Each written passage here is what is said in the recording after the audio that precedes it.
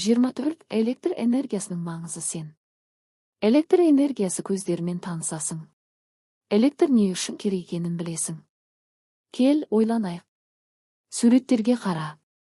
Тұрмыстық құралдар ненің күшімен жұмыс істейді? Мысал келтір. Суретте теледидар, тоңазытқыш, ноутбук, шәйнек, қысқа толқынды пеш, шаң сорғыш, кір жуғыш машина. Білгенің жөн. Электр энергияның бір түрі. Жарық, жылу беретін құралдар мен құрылғыларды жұмыс істетеді. Оны электр көздерінен алады. Оған электр желісі, батарея жатады. Батарея электр көзіне жатады. Бақылайық. Қай үйдегі жағдай қолайлы? Неге? Суретте түнде жарығы жанып тұрған үй және қараңғы үй көрсетілген. Салыстырайық.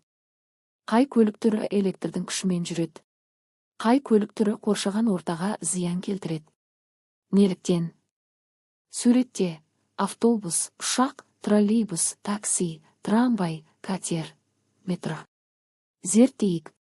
Ойыншық неше батареямен жұмыс істейді? Батареяны қалай орналастырғанда жүретінін зертте.